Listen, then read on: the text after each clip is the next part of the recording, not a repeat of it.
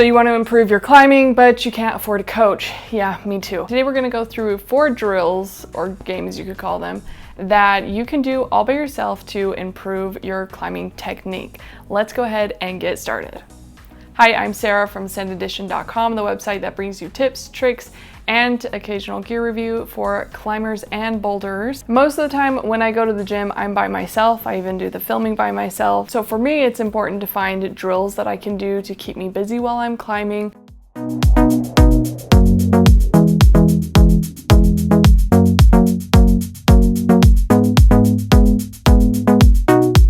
The first drill is called First Touch, and the idea behind this is you are more intentional with the way you grip things and the way you place your feet so that when you are climbing, you can be more efficient with your climbing. So to get the full extent of this drill, first touch means you don't get to reposition your hands or feet. Every time you reposition your hand, you have to start over. And I didn't realize how difficult this would be, even on climbs that are significantly lower than your max climb. There was one particular climb, and I got to the point with this climb that I just gave up on the climb because I kept repositioning my hand and my feet because I needed to move in a different direction.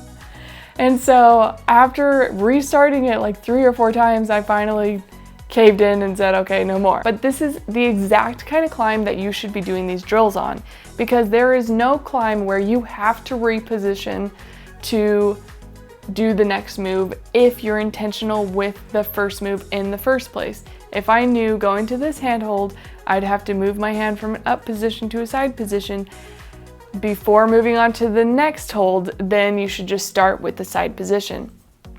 So this kind of route, if you find yourself doing this drill, is perfect for this scenario.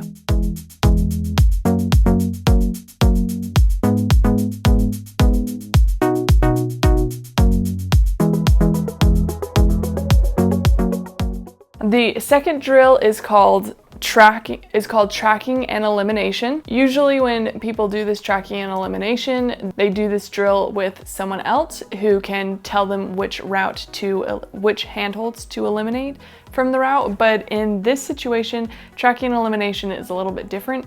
Instead, what you do is you have your starting foothold positions, and then throughout the climb, you can only place your feet on the handholds that you touched. If you want to use a hold as a foothold later, you have to place your hand on it first. And this actually made climbs way more difficult than they would be just climbing whatever. For example, this is a V2. I'm climbing up and I have to get my feet all the way up there. This is serious ab work, okay? Another thing with this is intention on where you're placing your hands, and then being intentional with where you're placing your feet. And of course, strength training, because if you are not able to use all the footholds, then you're going to find yourself more limited and to the handholds that you use, and thus you need to be stronger to be able to do so.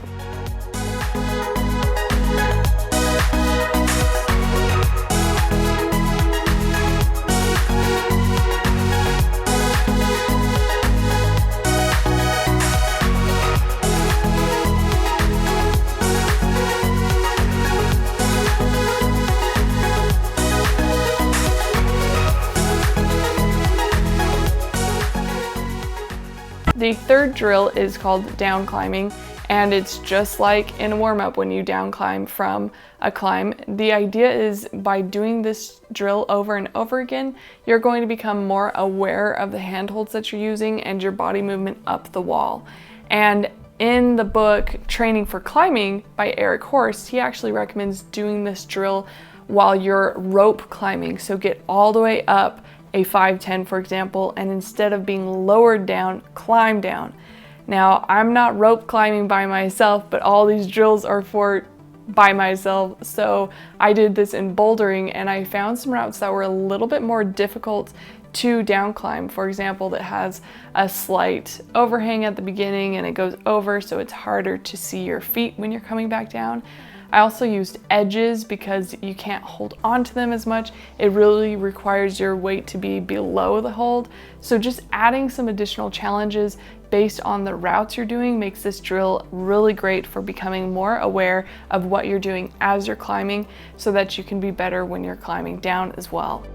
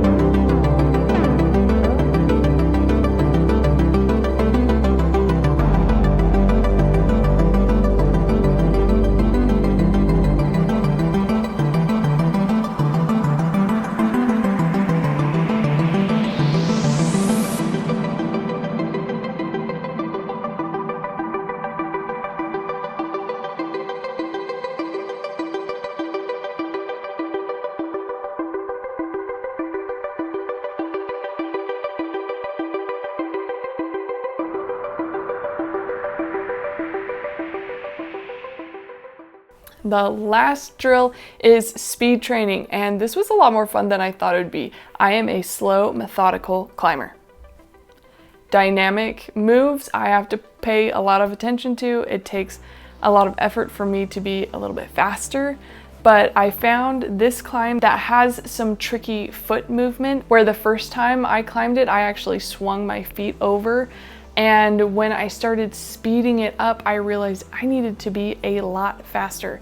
And so I think I ended up shaving off about 10 seconds. And the trick to doing this climb is not just doing it as fast as you can, but timing it so you know if you actually did it faster that time. This climb, I'd actually usually top the climb, but for this exercise, I just went to the top and then climbed back down so I could use the speed as quickly as possible.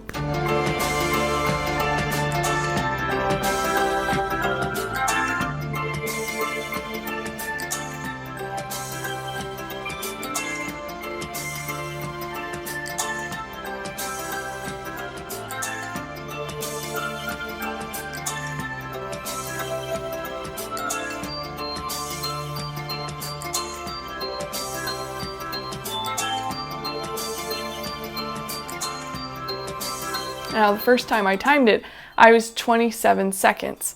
And the last time I climbed it, I was just over 20 seconds. So I shaved 7 seconds, which is pretty impressive when you're looking at how short of climb that was. It was very minimal moves, but I was able to shave off 7 seconds, which is almost 30% from that speed. And the biggest thing that this drill did for me was it helped me realize efficiency errors that I was having. So for example, I was using a lot of effort to swing over to my right foot, where I should have just been moving my left hand first and then moving my feet up and then moving over to the right without any swinging at all. And so this speed climbing drill is really awesome if you want to be as efficient as possible in climbing. But if you are doing this drill, make sure that you're not just handing up the climb like a ladder. You need to make sure that you're still paying attention to your technique. And that's hard when you're focused on speed. So make sure you're doing this on a route that you've done before and you're pretty familiar with the beta on it. That wraps up 4 drills that you can do by yourself right now. It doesn't matter how strong of a climber you are. It doesn't matter how technique heavy you are as a climber. This is going to help you with your climbing technique. And there are some strong movements in it as well. So get the benefit of both technique and strength right here with these 4 drills. Have you done these drills before? Or maybe you like different drills that you think everyone should try out? Be sure to include them in the comments below. I love seeing what you do in your climbing training sessions, and I'm sure everyone else would as well. Thanks again for watching, and enjoy your send.